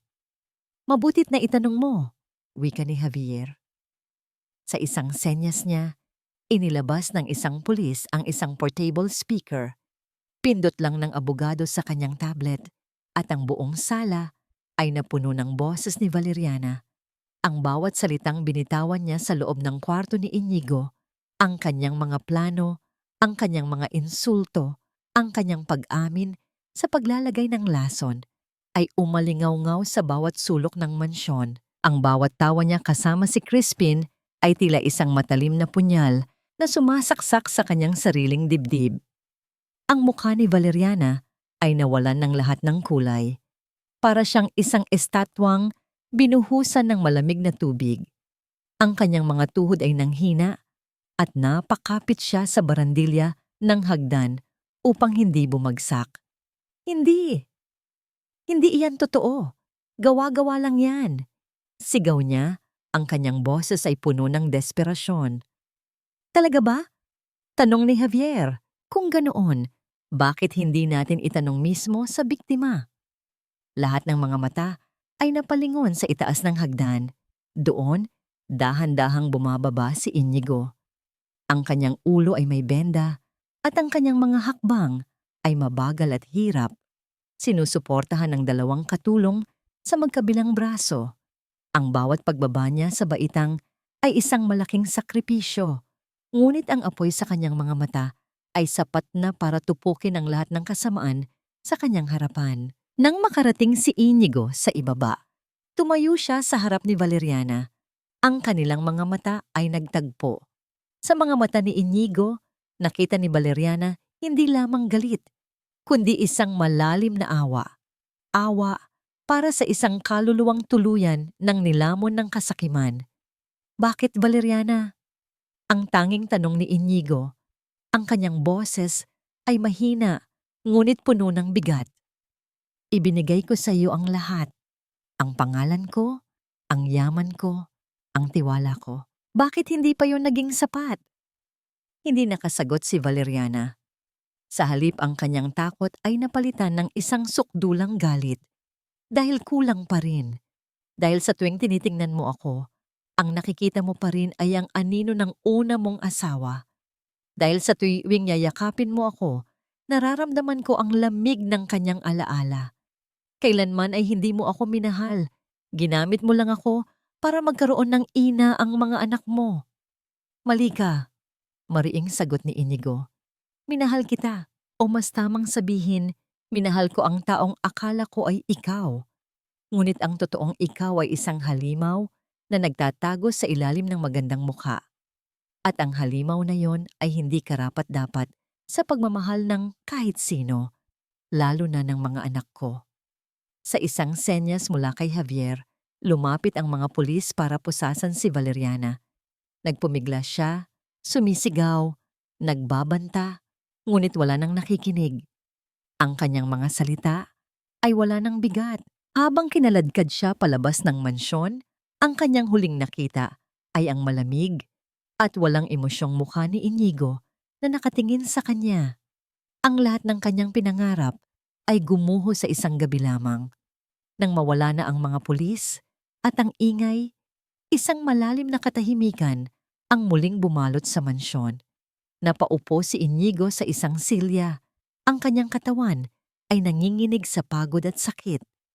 Sir Inigo, kailangan niyo na pong magpahinga, wika ni Javier. Hindi pa, Javier, sagot ni Inigo habang pilit na tumatayo. May isang tao pa akong kailangang puntahan. Ang taong nagligtas sa akin sa gitna ng kadiliman. Sa ospital, matagumpay na natapos ang operasyon ni Amiel. Si Lysandra ay nakaupo sa tabi ng kama ng anak. Mahigpit na hawak ang kamay nito habang mahimbing itong natutulog. Ang kanyang puso ay puno ng pasasalamat, ngunit meron pa ring isang bahagi nito na hindi mapakali. Hindi niya alam kung ano ang nangyari kay Inigo matapos siyang umalis. Dahan-dahang bumukas ang pinto ng silid. Inaasahan ni Lysandra na isang nurse ang papasok, ngunit ang kanyang puso ay tila huminto sa pagtibok nang makita kung sino ang nasa pintuan. Nakatayo doon si Inigo, nakasandal sa isang wheelchair na tinutulak ni Javier. Ang kanyang katawan ay mukhang mahina, ngunit ang kanyang mga mata ay puno ng isang emosyon na hindi pa nakikita ni Lysandra dati. Isang pinaghalong pasasalamat, pagsisisi, at isang malalim na paghanga. Nagkatitigan sila sa loob ng ilang segundo. Walang salitang namutawi. Tanging ang kanilang mga mata ang nag-uusap. Sa sandaling iyon, alam ni Lysandra na tapos na ang bagyo. At sa wakas, pagkatapos ng mahabang gabi, sisikat na rin ang araw. Ang tunay na pagliligtas ay hindi lamang pag-aalis ng panganib, kundi ang paghilom sa mga sugat na iniwan nito sa kaluluwa. Ang katahimikan sa loob ng silid ng ospital ay may bigat ng mga salitang hindi masabi. Dahan-dahang itinulak ni Javier ang wheelchair ni Inigo palapit sa kama ni Amiel. Bawat pag-ikot ng gulong sa sahig ay tila isang mabagal na pag-usad ng tadhana, papalapit sa isang bagong kabanata na pareho nilang hindi inaasahan. Tumayo si Lysandra. Ang kanyang mga kamay ay bahagyang nanginginig. Hindi niya alam kung ano ang dapat sabihin o gawin. Ang lalaking nasa harap niya ay hindi na lamang ang kanyang amo na walang kalaban-laban. Siya na ngayon ang taong nagligtas sa buhay ng kanyang anak. Sir Inigo. Ang tanging nasambit ni Lysandra, ang kanyang boses ay puno ng paggalang at isang hindi maipaliwanag na emosyon. Inigo, mahinang pagtatama ng lalaki. Just Inigo, tapos na ang pagiging amo mo, Lysandra. Mula ngayon, ang turing ko sa iyo ay isang pamilya. Tumingin si Inigo sa mahimbing na natutulog na si Amiel. Ang mukha ng bata, bagamat maputla pa, ay mayroon ng bakas ng kapayapaan. Iniangat ni Inigo ang kanyang kamay na nanginginig pa rin dahil sa panghihina at marahang hinaplos ang buhok ng bata. Isang haplos na puno ng paghanga para sa katatagan nito. Siya ang dahilan kung bakit hindi ako sumuko, wika ni Inigo. Ang kanyang mga mata ay hindi inaalis sa bata. Ang pagmamahal mo sa kanya ang nagbigay sa akin ng lakas para lumaban. Sa mga salitang iyon, ang pader na matagal nang binuo ni Lysandra sa paligid ng kanyang puso ay tuluyang gumuho. Ang mga luha ng pasasalamat na kanina pa niya pinipigilan ay malayang umagos mula sa kanyang mga mata. Hindi ito mga luha ng pighati, kundi mga luha ng kagalakan at kaluwagan. Hindi ko po alam kung paano kayo pasasalamatan, Inigo. Humihikbing sabi ni Lysandra. Utang ko po sa inyo ang buhay ng anak ko. Ang buhay ko. Walang utang na loob, Lysandra. Seryosong sagot ni Inigo habang ibinabalik ang tingin sa kanya. Ako ang may utang sa'yo. Iniligtas mo ako mula sa lason ni Valeriana. Iniligtas mo ako mula sa sarili kong kadiliman. Kung mayroon mang dapat magpasalamat, ako yon. Iniwan sila ni Attorney Javier upang bigyan ng pagkakataong makapag-usap. Sa loob ng ilang oras, nanatili sila sa silid na yon, nagkukwentuhan tungkol sa mga nangyari. Ikinuwento ni Inigo ang bawat araw ng kanyang pagiging bilanggo sa sariling katawan. Ikinuwento naman ni Lysandra ang bawat takot at pag-asa na kanyang naramdaman.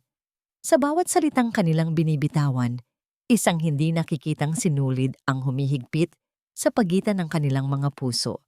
Nagbubuklod sa dalawang kaluluwang kapwa, sinubok ng tadhana. Sa mga sumunod na araw, ang silid sa ospital ay naging saksi sa pagbuo ng isang bagong pamilya. Dinala ni Inigo ang kanyang dalawang anak, sina Tadeo at Mirela, upang dalawin si Amiel. Sa una, merong bahagyang pag-aalinlangan, ngunit hindi nagtagal. Ang tatlong bata ay naging magkakaibigan. Ang tawa ni Amiel, bagamat mahina pa, ay sumasabay sa mga kwento ni Mirela at sa tahimik na ngiti ni Tadeo. Isang hapon, habang naglalaro ang mga bata sa isang sulok, nakaupo si Lysandra sa tabi ng bintana. Pinagmamasdan ang paglubog ng araw. Lumapit si Inigo, itinutulak ang sariling wheelchair. Ang ganda nilang tingnan, hindi ba? Wika ni Inigo. Tumango si Lysandra. Opo, para silang mga bituin na nagsisimulang muling magniningning pagkatapos ng isang mahabang gabi. Ikaw ang nagdala ng liwanag na yon sa buhay nila, Lysandra. Sa buhay naming lahat, seryosong sabi ni Inigo. Nang mawala ang una kong asawa, akala ko ay hindi na muling magiging buo ang pamilyang ito. Nang dumating si Valeriana, lalo lang kaming nawasak. Pero ikaw ang gamot na hindi namin alam na kailangan pala namin. Napayuko si Lysandra, namumula ang kanyang mga pisngi. Hindi siya sanay sa mga papuri. Biglang tumayo si Tadeo mula sa paglalaro at lumapit sa kanila. Ang batang matagal nang hindi nagsasalita dahil sa trauma ay tumingin kay Lysandra nang may ningning sa mga mata. Mama Liza, ang unang salitang buong-buo na lumabas sa bibig ni Tadeo. Pwede po bang umuwi na tayo? Sa bahay po natin? Natigilan sina Inigo at Lysandra. Ang simpleng tanong ng isang bata ay naglalaman ng isang malalim na katotohanan na ang tahanan ay hindi lamang isang istruktura, kundi ang lugar kung saan naroroon ang mga taong nagmamahal sa iyo. Naluha si Lysandra at niyakap ng mahigpit si Tadeo. Ang yakap na yon ay hindi lamang para sa bata, kundi para sa isang kinabukasang hindi niya inaakalang posible. Nakangiting pinagmasdan ni Inigo ang eksena. Sa kauna-unahang pagkakataon, sa loob ng maraming taon, naramdaman niyang muli ang tunay na kapayapaan. Alam niyang marami pang sugat na kailangang hilumin. Ang kanyang katawan ay kailangan pang lumakas. Ang tiwala ng kanyang mga anak ay kailangan pang buuin muli. Ngunit sa pagkakataong ito, alam niyang hindi na siya nag-iisa. Sa tabi ni Lysandra, sa piling ng tatlong batang ito, handa siyang harapin ang anumang bagong umaga na darating. Ang pagsagip ay hindi pa tapos. Sa katunayan, ito ay nagsisimula pa lamang. Ang katotohanan, kapag nabunyag na, ay may dalawang mukha. Para sa nagkasala, ito ay isang nakakapasong apoy. Para sa biktima, ito ay isang malamig na tubig na naghihilom sa mga sugat. Ang balita ay kumalat na parang apoy sa tuyong damuhan. Mula sa mga pahayagan hanggang sa mga palabas sa telebisyon, ang iskandalo ng pamilya Valderrama ay naging paboritong usapan sa bawat sulok ng Pilipinas. Ang kwento ng isang tapat na katulong na nagligtas sa kanyang amo mula sa kamay ng isang mapanlinlang na asawa ay naging isang modernong alamat, isang kwento ng pag-asa para sa mga inaapi. Mula sa silid ng ospital, pinanood ni Lysandra at Inigo ang paglilitis sa telebisyon. Nakita nila si Valeriana sa korte, isang anino na lamang ng dating diyosa ng karangyaan. Wala na ang mamahaling damit at alahas. Ang dating apoy sa kanyang mga mata ay napalitan ng malamig na abo ng pagkatalo. Sa harap ng hindi matatawarang ebidensya, ang mga audio recording, ang testimonya ng mga katulong, at ang mismong salaysay ni Inigo, wala siyang nagawa kundi ang tanggapin ang hatol.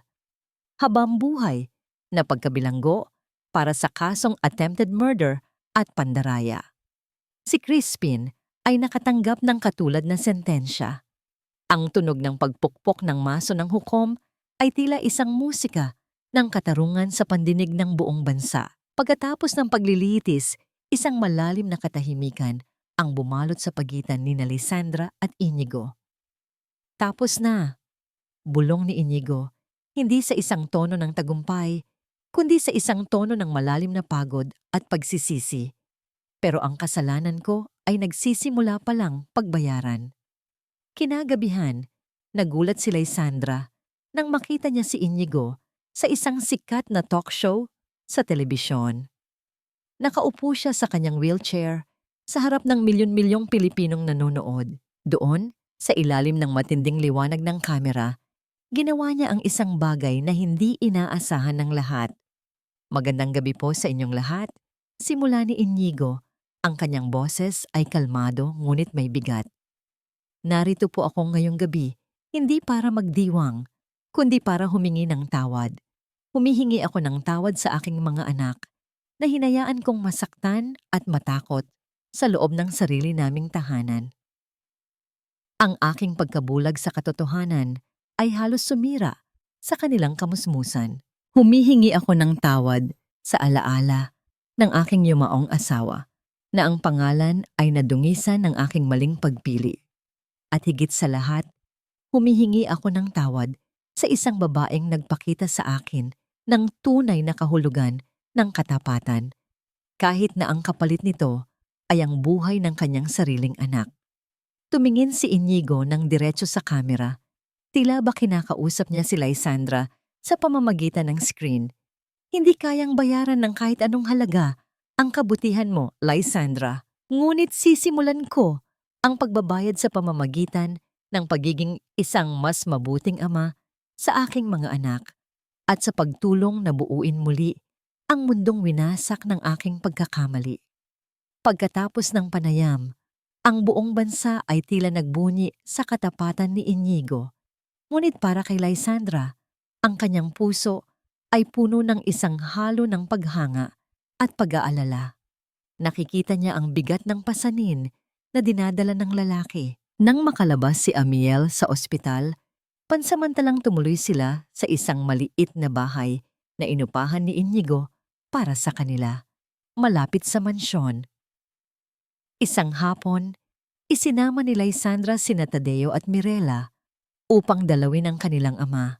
Naabutan nila si Inigo sa hardin.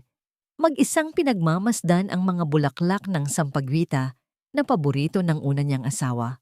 "Daddy!" Masayang sigaw ni Mirela sabay takbo at yakap sa binti ng kanyang ama. Si Tadeo naman ay tahimik na lumapit, ngunit sa kauna-unahang pagkakataon, isang matamis at totoong ngiti ang sumilay sa kanyang mga labi. Lumapit siya hindi kay Inigo, kundi kay Lysandra. Hinawakan niya ang kamay nito at marahang sinabi, "Mama, gutom na po ako." Ang salitang mama ay hindi na lang isang tawag. Ito ay isang pag-angkin, isang pagtanggap. Napatingin si Inigo kay Lysandra at sa kanilang mga mata, isang pangunawa ang nabuo. Ang pamilyang ito ay muling nabubuo, hindi dahil sa dugo, kundi dahil sa pag-ibig na pinanday sa gitna ng pagsubok. Ngunit sa gitna ng matamis na sandaling iyon, isang sobre ang dumating para kay Lysandra. Galing ito sa isang malaking ospital sa Dubai, isang job offer bilang private nurse para sa isang mayamang pamilya. Ang sahod ay sapat na para makapagsimula siyang muli, para mabigyan si Amiel ng magandang kinabukasan, at higit sa lahat, para tumayo sa sarili niyang mga paa nang hindi umaasa sa kabutihan ni Inigo. Hawak ang sulat. Napatingin si Lysandra kay Inigo na masayang nakikipaglaro sa mga bata. Naramdaman ni Inigo ang kanyang pag-aalinlangan. Alam niyang hindi pa niya kayang sabihin ang tunay niyang nararamdaman. Pakiramdam niya'y wala pa siyang karapatan dahil sa kanyang kapansanan at sa mga pagkakamali ng nakaraan. Naiwan si Lysandra sa isang panibagong dilema. Mananatili ba siya sa tabi ng isang pamilyang nagsisimula pa lang mabuo o aalis siya para hanapin ang sarili niyang katotohanan malayo sa anino ng mga Valderrama? Ang tunay na pag-ibig ay hindi lamang tungkol sa paghahanap ng kaligayahan, kundi ang pagiging matapang upang ipagtapat ang nararamdaman kahit na ang kapalit ay ang pagkabasag ng puso. Ang sobre na naglalaman ng job offer mula sa Dubai ay tila isang mabigat na tanikala na nakagapos sa mga kamay ni Lysandra. Hawak niya ito habang nakatayo sa isang sulok ng bahay na inupahan ni Inigo para sa kanila. Sa kabilang silid, naririnig niya ang masayang tawanan ni na Amiel, Tadeo at Mirela habang nanonood ng cartoon. Ang tunog ng kanilang mga boses ay isang musika na sabay ring nagiging isang nakabibinging tanong. Mananatili ba ako o hahanapin ang sarili kong kapalaran? Hindi naging madali ang desisyong ito. Ang job offer ay nagbibigay sa kanya ng pagkakataong mabigyan si Amiel ng mas magandang buhay, ng sarili nilang tahanan, malayo sa anino ng mga Valderrama at sa lahat ng pait ng nakaraan. Ngunit sa tuwing naiisip niya ang pag-alis, nararamdaman niya ang isang matinding kirot sa kanyang dibdib. Nakikita niya ang mukha ni Inigo, ang lalaking minahal niya ng tahimik, ang lalaking ipinaglaban niya nang hindi humihingi ng anumang kapalit. Isang hapon, habang nag-aayos si Lysandra ng mga gamit sa kanyang maliit na kwarto, napansin niya ang lumang lapis at kwaderno ni Tadeo. Doon, nakaguhit ang isang simpleng larawan, isang stick figure na may hawak na bulaklak, katabi ang isang mas malaking stick figure na may korona. Sa ilalim, nakasulat ang mga salitang Mama Liza at Papa Inigo. Isang simpleng larawan, ngunit sapat na para durugin ang kanyang puso. Samantala, sa mansyon, si Inigo ay abala sa kanyang physical therapy. Bawat araw, masakit ang bawat galaw niya. Ngunit ang determinasyon sa kanyang mga mata ay mas matindi pa sa anumang kirot. Naaalala niya ang tingin ni Lysandra habang hawak ang sobre. Alam niyang aalis ang babae. Alam niyang kailangan niyang gawin ang isang bagay bago pa huli ang lahat. Sir Inigo, masyado pa pong maaga para subukan niyo ang hagdan. Wika ng kanyang therapist habang tinutulungan siyang maglakad gamit ang mga saklay. Walang saysay ang lahat ng ito kung hindi ko kayang ipaglaban ang taong nagbigay sa akin ng bagong buhay. Mariing sagot ni Inigo. Sa loob ng ilang araw, lihim na nag-impake si Lysandra. Binili niya ang tiket patungong Dubai. Naisip niyang tahimik na lang umalis sa isang gabi na walang buwan upang hindi na niya kailangang makita ang lungkot sa mga mata ng mga bata at higit sa lahat, sa mga mata ni Inigo. Ngunit ang mga bata ay hindi tanga. Isang gabi, habang nagbabasa ng kwento si Lysandra kina Amiel, Tadeo at Mirela, biglang humagulgol si Tadeo. Mama Liza, huwag po kayong umalis. Wika ng bata. Ang kanyang maliliit na kamay ay mahigpit na nakakapit sa damit ni Lysandra. Sabi po ni Yaya, aalis daw po kayo. Sino na lang po ang magkukwento sa amin? Sino na lang po ang magiging mama namin? Hindi nakapagsalita si Lysandra. Niyakap niya ang tatlong bata. Ang kanyang mga luha ay mabilis na umaagos. Hindi ko naman kayo iiwan, pilit niyang sabi. Ngunit ang bawat salita ay tila isang kasinungalingan sa kanyang sariling pandinig. Nagmadali si Lysandra patungo sa mansyon. Kailangan niyang kausapin si Inigo. Kailangan niyang sabihin ang kanyang desisyon. Kung mayroon mang pagkakataong maging matapat sila sa isa't isa, ngayon iyon. Pagdating niya sa mansyon, nakita niya si Inigo sa sala, nakaupo sa kanyang wheelchair, nakatitig sa bintana. Ang kanyang mukha ay puno ng lungkot. Lumapit si Lysandra. Dala ang sobre ng kanyang tiket. Inigo? Simula ni Lysandra, ang kanyang boses ay nanginginig. Kailangan ko pong umalis. Kailangan ko pong hanapin ang sarili kong kapalaran para kay Amiel. Dahan-dahang lumingon si Inigo. Sa kanyang mga mata, nakita ni Lysandra ang isang pagbasag ng puso. Alam niyang sinasaktan niya ang lalaki, Ngunit alam din niyang kailangan niyang gawin ito para sa kanyang anak. Naiintindihan ko, mahinang sagot ni Inigo. Gusto ko sanang pigilan ka. Gusto kong sabihing huwag kang umalis. Pero hindi ko alam kung may karapatan pa ba ako. Hindi ko alam kung may maibibigay pa ba ako sa'yo na mas hihigit pa sa iniaalok sa'yo ng mundong yan. Isang katahimikan ang bumalot sa kanila. Ang mga salitang hindi nasabi ay mas mabigat pa kaysa sa mga salitang binitawan. Naglakad si Lysandra papalapit kay Inigo. Ang kanyang puso ay tila dinudurog. Hinawakan niya ang kamay ni Inigo. Hindi ko po kayo sinisingil sa kahit anong bagay, Inigo. Hindi ko rin po kayo iniiwan dahil may kulang sa inyo. Wika ni Lysandra. Ang kanyang boses ay puno ng emosyon. Iniwan ko po ang lahat para sa anak ko. At gusto ko po siyang bigyan ng buhay na karapat-dapat para sa kanya.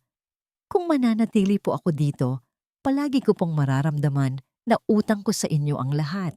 At hindi po ako makakatayo sa sarili kong mga paa. Tumingala si Lysandra kay Inigo. Ang kanyang mga mata ay puno ng luha. Pero kung merong isang bagay na ayaw kong iwanan, kayo po yon. At ang mga bata. Isang patak ng luha ang umagos mula sa mga mata ni Inigo. Sa gitna ng kanyang kahinaan, sa gitna ng kanyang pag-aalinlangan, naintindihan niya ang ibig sabihin ng mga salita ni Lysandra.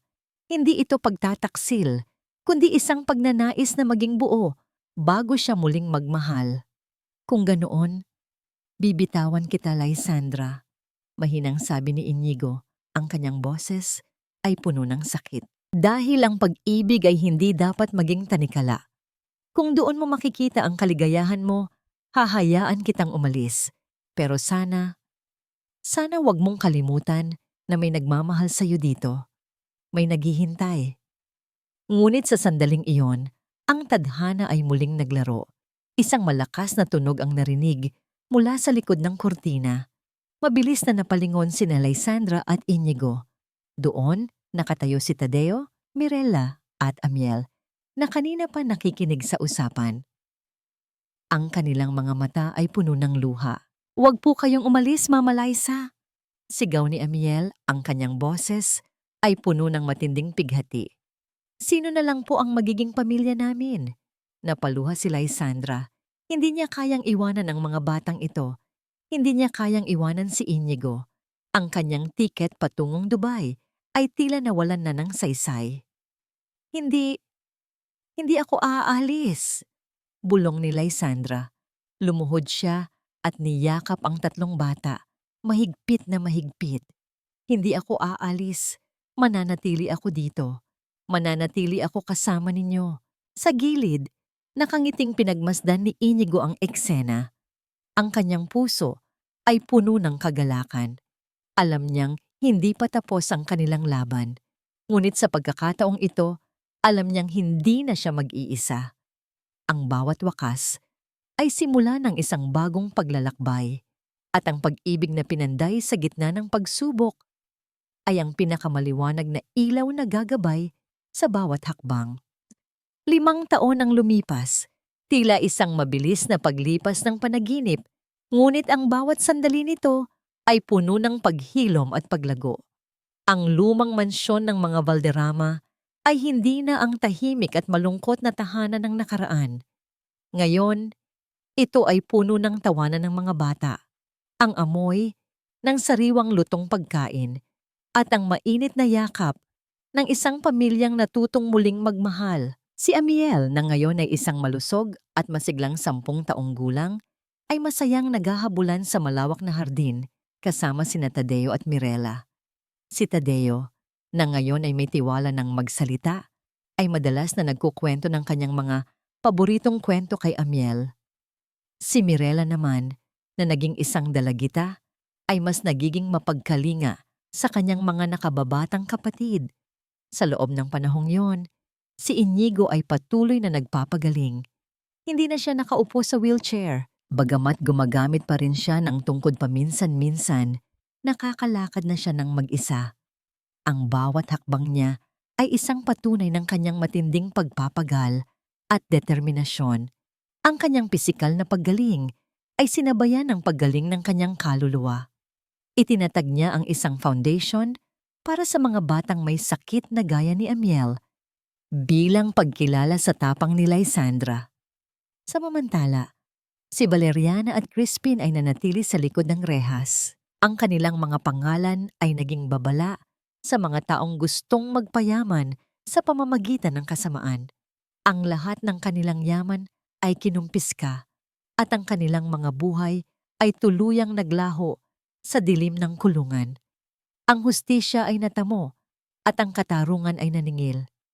Isang araw, sa isang maliit na simbahan sa labas ng Maynila, ginanap ang isang simple at intimate na seremonya. Walang engranding handaan, walang matinding pagpapakita ng yaman, tanging ang mga mahal sa buhay, ang mainit na sikat ng araw, at ang mabangong halimuyak ng mga bulaklak ng sampagita ang bumalot sa lugar. Nakatayo si Inigo sa dulo ng aisle, nakasandal sa isang simpleng tungkod. Ang kanyang puso ay tumitibok ng mabilis habang pinagmamasdan ang dahan-dahang paglakad ni Lysandra patungo sa kanya. Suot ni Lysandra ang isang simpleng puting bestida. Ang kanyang buhok ay nakatirintas ng payak. Sa kanyang tabi, masayang naglalakad si Amiel, hawak ang kanyang kamay at may suot na korona ng mga bulaklak sa buhok. Nang makarating si Lysandra sa kanyang harapan, dahan-dahang ibinaba ni Inigo ang kanyang tungkod. Sa kabila ng bahagyang panginginig ng kanyang mga tuhod, tumayo siya ng buo. Hinawakan niya ang kamay ni Lysandra. Ang kanyang mga mata ay puno ng pagmamahal, paghanga at pasasalamat. Lysandra, simula ni Inigo, ang kanyang boses ay kalmado, ngunit may diin. Sa loob ng maraming taon, akala ko ay nawala na ang lahat sa akin. Ngunit nang dumating ka, ipinakita mo sa akin na ang tunay na yaman ay hindi matatagpuan sa salapi, kundi sa puso. Ipinakita mo sa akin na ang pamilya ay hindi lamang tungkol sa dugo, kundi sa pagpili na magmahal, magpatawad at lumaban para sa isa't isa. Hindi ko alam kung ano ang mangyayari bukas, pero ang alam ko, basta't kasama kita, basta't kasama natin ang mga anak natin, kakayanin natin ang lahat. Naluha si Lysandra. Inigo, mahal na mahal kita at salamat sa pagbibigay sa akin ng pagkakataong ito, ng pagkakataong muling magkaroon ng pamilya. Tayo ang nagbigay ng pagkakataon sa isa't isa, Lysandra, wika ni Inigo. Sa ilalim ng sikat ng araw, hinalikan ni Inigo si Lysandra.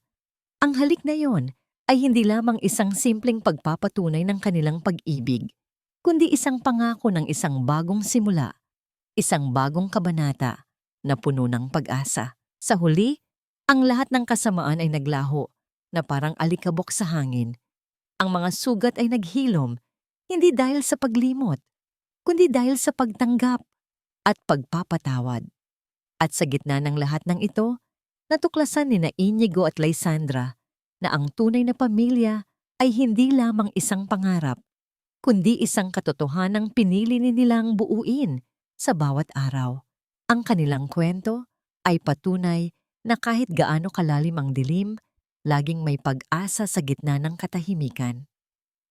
Sa huli, ang pag-ibig ay hindi laging sumisigaw. Minsan, ito ang tinig sa katahimikan na nagsasabing, "Narito ako, hindi kita iiwan." 7 taon na ang lumipas mula ng gabing binago ng bagyo ang kapalaran ni Lysandra at Inigo.